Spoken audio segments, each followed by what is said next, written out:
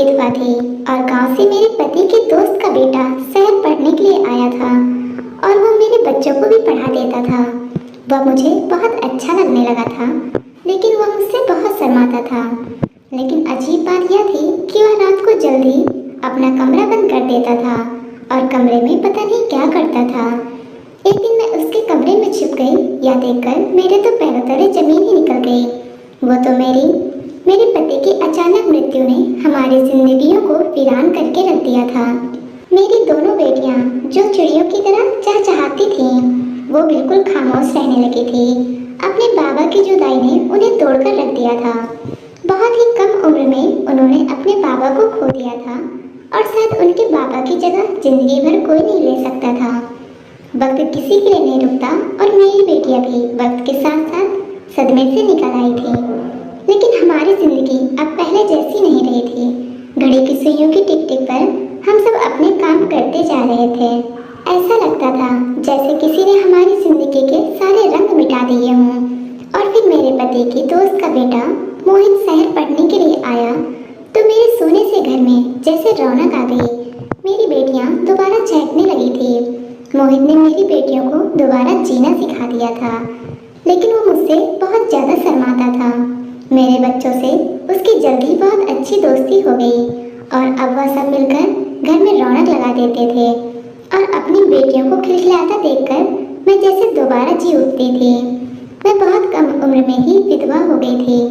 मेरी शादी को 8 साल ही गुजरे थे और मेरी 2 छोटी बेटियां थीं। हमारी खुशियों की उम्र बहुत छोटी साबित हुई और मेरे पति एक कार हादसे में मुझे छोड़कर हमेशा के लिए चले गए। इसी सब में हमारी पूरी जिंदगी बदल कर रख दी। अपने पति के इस तरह चले जाने पर मैं पूरी तरह टूट गई थी, लेकिन मुझे अपनी बेटियों के लिए जिंदा रहना था। विधवा होने के बाद मैंने फैसला कर लिया था कि अब मैं दूसरी शादी कभी नहीं करूंगी और अपनी बच्चियों के सर पर सौतेले बाप का साया नहीं पड़ने दूंगी। मैं अपनी बेटियों को लेकर बहुत ही गंभीर थी और मैं किसी पर भी भरोसा नहीं करती थी। इसलिए मैंने एक स्कूल में जॉब कर ली। सुबह मैं अपने बच्चों को स्कूल भेज देती और खुद भी स्कूल चली जाती और वापसी में उन्हें अपने साथ ही लेती हुई आती। मैंने जिंदगी में इतना बड़ा नुकसान उठाया था कि मेरा दिल मजबूत हो गया था और अब मैं अकेली ही जिंदगी गुजार रही थी। ऐसे में जब मोहित हमारी जिंदगी में आया तो जैसे जिंदगी में रंग से भर गए थे। मेरे लिए वो बिल्कुल मेरे बच्चों जैसा ही था। कॉलेज की पढ़ाई के लिए शहर आया था और मैंने उससे कहा कि वो मेरी बेटियों को भी पढ़ा दिया करे ताकि मुझे भी कुछ वक्त आराम मिल जाए। मोहित बहुत ही नेक और संस्कारी बच्चा था। कभी मेरे आगे आंख न उठाना बल्कि हमेशा सर झुकाकर बात करता और मुझे इस बात पर बहुत खुशी महसूस होती कि मेरे पति के दोस्त ने उसकी अच्छी तरबियत की है। मोहित दरअसल मेरे पति की दोस्त का बेटा था। वो दोनों कॉलेज फ्रेंड थे। मोहित ने मेरी दोनों बेटियों को पढ़ाना शुरू कर दिया था और जब से मोहित उन्हें पढ़ा रहा था वह दोनों पढ़ाई में बहुत ही अच्छी हो गई थी। उनके सभी टेस्ट में बहुत अच्छे मार्क्स आ रहे थे, वरना अपने पापा को खो देने के बाद तो उन दोनों की पढ़ाई बिल्कुल ही खराब हो गई थी। स्कूल से भी उन दोनों की कंप्लेंट आने लगी थी, लेकिन मोहित ने आते ही उन दोनों की पढ़ाई को बहुत अच्छे से संभाल लिया था। वो सारी शाम उन दोनों को पढ़ाते पढ़ाते अपनी पढ़ाई भी पूरी कर लेता और मैं भी उनके करीब बैठकर अपने स्कूल का काम करती। मेरे और बच्चों के साथ ही मोहित भी कॉलेज के लिए निकल जाता और हमारे वापस आने के बाद ही घर लौटता। मोहित के आने तक मैं खाना तैयार कर चुकी होती, लेकिन वो हमेशा अपने कमरे में बैठकर अकेले खाना खाता। उसे मुझसे बहुत ही ज़्यादा शर्म महसूस होती थी और मैं भी उसके साथ ज़बरदस्ती नहीं करती थी। आने वाले 4 साल तक उसे हमारे साथ ही रहना था और मुझे यकीन था हम करीब आ जाएंगे। मोहित के आने से घर के छोटे मोटे काम भी निपटने लगे थे। मोहित घर का सारा सौदा भी खुद बाजार से लेकर आता और कभी कभी तो घर की सफाई भी कर दिया करता। मुझे मोहित में अपने पति की झलक नजर आती थी। कहीं ना कहीं वो बिल्कुल उन्हीं के जैसा था। जब तक मेरे पति जिंदा थे उन्होंने भी हमेशा मेरा इसी तरह से साथ दिया था। वो घर के काम काज में भी मेरा हाथ बटाया करते थे। उन्हें भी मोहित की तरह छोटी छोटी बातों का ख्याल रहता था। हमारी लव मैरिज हुई थी। मेरे पति भी मोहित की तरह ही शहर पढ़ने के लिए आए थे और कॉलेज में ही हम दोनों की दोस्ती हो गई थी। लेकिन उस वक्त मेरे पति का यहाँ कोई रिश्तेदार नहीं था, इसलिए मेरे पति हॉस्टल में रहते करते थे। 4 साल तक मैं और मेरे पति एक दूसरे के साथ मोहब्बत के रिश्ते में बंधे रहे और जैसे ही पढ़ाई पूरी हुई तो मेरे पति ने अपने घर वालों से मेरे बारे में बात की और सब कुछ राजी खुशी तय हो गया। मेरे घर वाले तो पहले से ही उसको जानते थे क्योंकि मैं ज़्यादातर उसकी बात किया करती थी। इसलिए जब उसके घर वाले रिश्ता लेकर आए तो मेरे पापा ने तुरंत हाँ कर दी। जिस दिन मैं उसकी दुल्हन बनी मुझे ऐसा महसूस हुआ कि जैसे मेरी जिंदगी पूरी हो गई। उसका साथ मेरी जिंदगी का सबसे खूबसूरत पल था। अपना घर छोड़कर मैं उसके घर चली आई थी और उसके बाद मैंने कभी पीछे पलटकर नहीं देखा था, बल्कि आने वाले हर पल को अपने पति के साथ बहुत ही खूबसूरत बनाया था। शादी के 8 सालों में ऊपर वाले ने हमें 2 प्यारी प्यारी बेटियां भी दी थी। मेरे पति ने शादी से पहले शहर में जॉब कर ली थी और हमने शहर में ही अपना घर बना लिया था, इसलिए मुझे कभी गांव जाना ही नहीं पड़ा। मेरे पति की कॉलेज फ्रेंड अनुष्का कभी कभी हमसे मिलने आ जाती थी और मोहित अनुष्का का ही बेटा था। मेरी शादी के वक्त तो मोहित की उम्र 11-12 साल के करीब थी, लेकिन अब वो 20-21 साल का नौजवान बच्चा था। शादी के बाद मैं और मेरे पति 1-2 बार ही गाँव गए थे, लेकिन मुझे गांव की जिंदगी बहुत ही मुश्किल लगी थी, इसीलिए हम दोबारा कभी गांव नहीं गए। जिंदगी बहुत ही अच्छी गुजर रही थी, हमें किसी भी चीज की कोई कमी नहीं थी। बेटियों की पैदाइश के बाद तो मेरे पति ने अपनी जॉब में भी तरक्की हासिल कर ली थी, लेकिन किस्मत को शायद कुछ और ही मंजूर था। एक ऐसी सुबह मेरे पति मुस्कुराते हुए जॉब के लिए घर से निकल गए थे और फिर लौटकर वापस नहीं आए थे, बल्कि थोड़ी देर में ही मुझे खबर मिली कि मेरे पति का कार एक्सीडेंट हो गया है। यह खबर मेरे लिए किसी कयामत से कम नहीं थी। मैं फौरन अस्पताल के लिए दौड़ पड़ी थी और गांव में भी फोन कर दिया था, लेकिन शायद मेरे पति हमारे रिश्ते की इतनी ही उम्र लिखवा कर आए थे और इसलिए वो आने वाले कुछ घंटे में मेरा साथ छोड़कर चले गए। आज भी मुझे जब वह दिन याद आता है तो मेरे रोंगटे खड़े हो जाते हैं। अपनी आंखों के सामने मैंने अपनी जिंदगी के साथी को खुद से बिछड़ते देखा था। अभी भी आंखें बंद करती हूँ तो उसी का चेहरा मेरी आंखों में घूमता था। मेरे पति ने जाने से पहले मुझसे वादा लिया था कि मैं उनकी बेटियों को बहुत अच्छे से पाल पोस कर बड़ा करूंगी और मैं इसी वादे को निभाने की कोशिश कर रही थी। मोहित की माँ अनुष्का भी अपने दोस्त की अचानक मौत पर टूटकर रह गई थी। मेरे पति की मृत्यु के बाद अनुष्का ने हमारे घर आना बहुत कम कर दिया था। वह जब कभी आती तो अपने दोस्त को याद करके फूट फूट कर रोने लगती, इसलिए मैं खुद ही अनुष्का से फोन पर बात कर लिया करती। जो तो अनुष्का उम्र में मुझसे काफी बड़ी थी, लेकिन मेरे पति उसे अनुष्का ही कहा करते थे, इसलिए मैं भी यही कहती थी। मेरे पति की दोस्त अनुष्का का हमारे साथ व्यवहार बहुत ही अच्छा था और मुझे वो बहुत पसंद थी।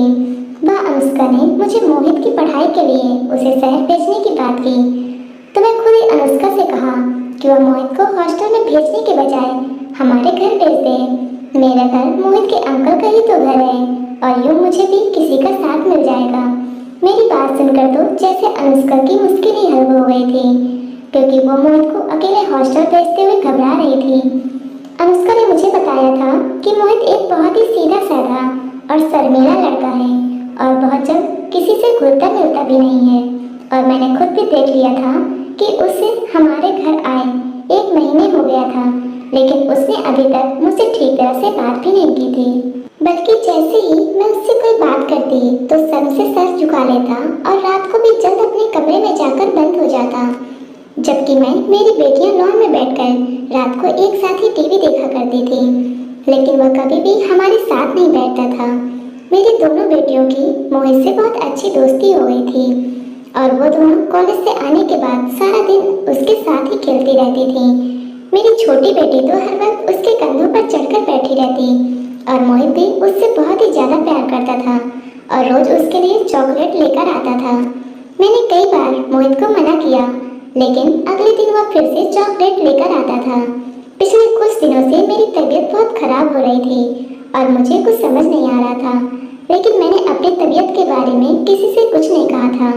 मैं किसी को भी परेशान नहीं करना चाहती थी और ना ही मैं स्कूल से छुट्टी कर सकती थी, इसलिए मैं किसी न किसी तरह खुद को घसीटकर काम काज करने की कोशिश कर रही थी। लेकिन हर गुजरते दिन के साथ मेरी तबीयत और भी खराब होती जा रही थी।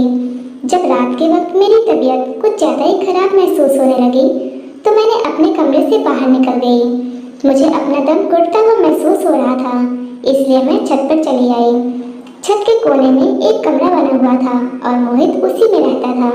मैं छत पर ही बैठ गई। मेरी नज़र मोहित के दरवाजे की तरफ थी।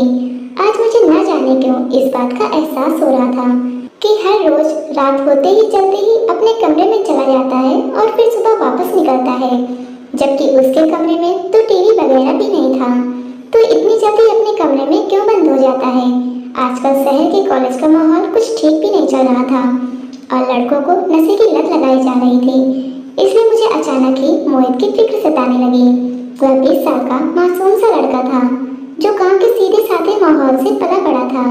मेरे दिल में बार बार यही ख्याल आ रहा था कि कहीं शहर का माहौल उसे बर्बाद न कर दे।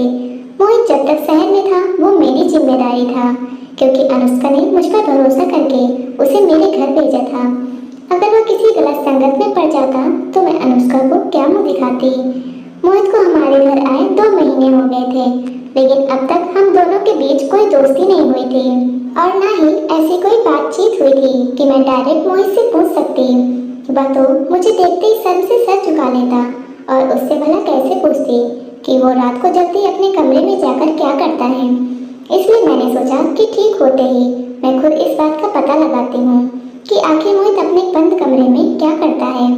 2-4 दिन तो मेरी बीमारी में गुजर गए और जैसे मैं खुद को थोड़ा बेहतर महसूस कर रही थी तो मुझे फिर से मोहित का ख्याल आया। और एक रात जब मेरी बेटियां टीवी में बिजी थी और मोहित किचन में अपने लिए चाय बना रहा था तो मैं खामोशी से उसके कमरे में जाकर छुप गई। मुझे पता था कि मेरी बेटियां अगले 1 घंटे तक भी टीवी के आगे से नहीं उठेंगी। मुझे मोहित के कमरे में छुपे हुए थोड़ी देर ही गुजरे थे जब मोहित चाय का कप लेकर अपने कमरे में चला आया और कमरे का दरवाजा बंद करके सुकून से बिस्तर पर बैठ गया। कुछ देर बाद वह आराम से चाय की चुस्कियां लेता रहा और मैं दिल में सोचने लगी कि मैं बगैर बात के ही इतने सीधे साधे से लड़के पर शक कर रही हूँ। अगर मोहित को नशे या किसी भी चीज की लत लगती तो ऐसे कैसे हो सकता था कि मुझे पता न चलता? वह मुझसे शर्माता जरूर था, लेकिन मेरी आंखों के सामने ही रहता था।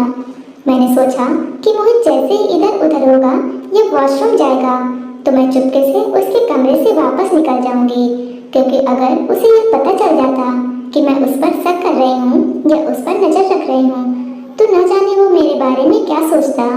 मुझे छुपे हुए कुछ देर ही गुजरे थे कि मोहित ने उठकर अपने चाय का खाली कप साइड टेबल पर रख दिया और फिर वह अपना लैपटॉप लेकर सुकून से बैठ गया। उसका मुंह कुछ इस तरफ था कि मुझे उसका लैपटॉप नजर आ रहा था, जबकि उसकी कमर मेरी तरफ थी। मैंने दिल ही दिल में खुद को कोसा कि शायद रात के इस पहर भी वो पढ़ाई करने में बिजी है और मैंने ऐसे ही उसकी जासूसी शुरू कर दी। लैपटॉप खोलते ही उसने एक वीडियो लगाई। यह देखकर मेरे कदमों तले से जमीन ही निकल गई। यह वीडियो तो किसी और की नहीं बल्कि मेरी ही थी और अपनी ऐसी वीडियो देखकर मैं शर्म से पानी पानी हो गई। मैं सोच भी नहीं सकती थी कि मैं जिस लड़के को सीधा साधा और मासूम समझ रही थी वह यह सब भी कर सकता है। लैपटॉप की स्क्रीन पर मेरी वीडियो अभी भी चल रही थी जिसमें मैं अपने बाथरूम में नहा रही थी। मोहित बहुत ही दिलचस्पी के साथ मेरी वीडियो देख रहा था और बार बार स्क्रीन पर भी हाथ लगा रहा था, जैसे वो मुझे छोड़ने की कोशिश कर रहा हो। उसे ज्यादा मैं बर्दाश्त नहीं कर सकती थी और अपनी जगह से निकलकर एकदम मोहित के सामने आ गई थी। वह तो सोच भी नहीं सकता था कि मैं रात के समय अपने बच्चों के साथ नहीं बल्कि उसके कमरे में छुपी हुई हूँ। मुझे अपनी नजरों के सामने खड़ा देखकर उसने फौरन लैपटॉप बंद कर दिया और हकलाते हुए कहने लगा, आंटी आप यहाँ यहाँ क्या कर रही हैं? मैंने जोरदार थप्पड़ उसके चेहरे पर मार दिया और उससे कहा, मैंने अपनी वीडियो देख ली है और मैं जान गई हूँ कि तुमने चोरी छुपे मेरी वीडियो बनाई है। मेरी बात सुनकर मोहित ने अपना सर झुका लिया और कोई जवाब नहीं दिया। मैंने उसे गिरबान से पकड़ लिया। मैं जानना चाहती थी कि उसने आखिर मेरे साथ ऐसा क्यों किया, जबकि मैंने तो अपने घर में जगह दी थी और उसे अपनी बेटियों की तरह ही रखा था। वह मेरे लिए औलाद की तरह था। मेरे पति इससे बहुत मोहब्बत करते थे, लेकिन उसने तो मेरे भरोसे की धज्जियां बखेर दी थी। उसने कब कैसे और किस तरह मेरी वीडियो बनाई थी मुझे तो इस बात का भी पता नहीं था। और जब मैंने बहुत ही गुस्से से उसे दोबारा यह सवाल किया तो वह सर झुकाए कहने लगा, मैं आपके वॉशरूम में एक कैमरा लगाया हुआ है और मैं रोज आपकी वीडियो देखता हूँ। आप मुझे बहुत अच्छी लगती हैं और मैं हमेशा से ही आपको पसंद करता था।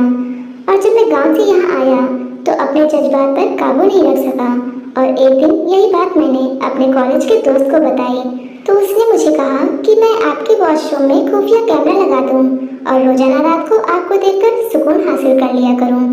और ऐसी एक दिन मैं कॉलेज की छुट्टी से घर कुछ देर पहले से लौट आया। आप उस वक्त तक घर वापस नहीं आई थी और स्कूल में ही थी। इसी बात का फायदा उठाते हुए मैं आपके वॉशरूम में कैमरा छिपा दिया। वह सर झुकाए बड़ी रिटाई से अपने गुनाहों को स्वीकार कर रहा था और मैं उसकी हिम्मत पर हैरान थी। मैंने बहुत दुख से उससे पूछा कि तुम्हें ऐसा करते हुए बिल्कुल भी शर्म नहीं आई? तुम भूल गए मैं तुम्हारी आंटी हूँ, तुम मेरे लिए बेटे की तरह हो। मेरी बात सुनकर वो हंस पड़ा और हंसते हुए कहने लगा, आप किस गलत फहमी में जी रही हैं? आपके पति की मृत्यु हो चुकी है और अब आप मेरी आंटी नहीं रही। और अगर अंकल जिंदा भी होते तो भी आप और मैं एक दूसरे के लिए गैर ही थे। और जब मैं शहर आया आप मेरी आंखों के सामने थे और मेरे जज्बात का इम्तिहान लेती रही। ऐसे में मेरे लिए खुद को रोकना बहुत ही मुश्किल था। और फिर जब मैं कॉलेज गया तो वहाँ मेरे दोस्त बने और उन्होंने मेरे अंदर के जज्बात को और जगा दिया और मुझे जिंदगी का एक ऐसा रूप दिखाया जिसे मैंने पहले कभी नहीं देखा था। मैं आपको आंटी की नज़र से बिल्कुल भी नहीं देखता। आप मेरे लिए एक औरत हैं जिसके आगे पीछे कोई मर्द नहीं है। मोहित की बात सुनकर तो मैंने उसके मुंह पर एक जोरदार थप्पड़ मार दिया। उसने बड़ी आसानी से मुझे सच का आईना दिखाया था जो मैं नहीं देख पा रही थी। देखा जाए तो वो ठीक कह रहा था कि वह और मैं एक दूसरे के लिए गए थे और मुझे उसे अपने घर में पनाह नहीं देनी चाहिए थी। लेकिन मुझे क्या खबर थी वह इस तरह मेरे भरोसे को तोड़ेगा और अपनी हद पार कर जाएगा। मैंने मोहित के लैपटॉप से अपनी सारी वीडियो डिलीट की और यह देखकर मेरे पाँव ही कांपने लगे कि उसके लैपटॉप में मेरी बहुत सारी वीडियो थी। मैंने उससे कहा कि वह अभी और इसी वक्त अपना सामान लेकर घर से निकल जाए क्योंकि अब मेरे घर में उसकी कोई जगह नहीं है। मोहित कहने लगा कि वो मुझसे मोहब्बत करने लगा है और मुझे अपनाना चाहता है।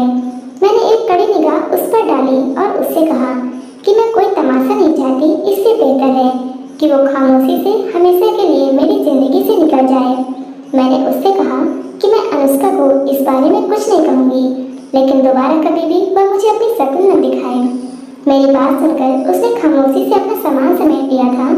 मैं जानती थी कि वह उम्र के जिस हिस्से में है उसमें अक्सर लड़के जज्बात में आकर गलत हरकतें कर जाते हैं, लेकिन मुझे हरगिज़ भी अंदाजा नहीं था कि वो इस कदर आगे निकल जाएगा।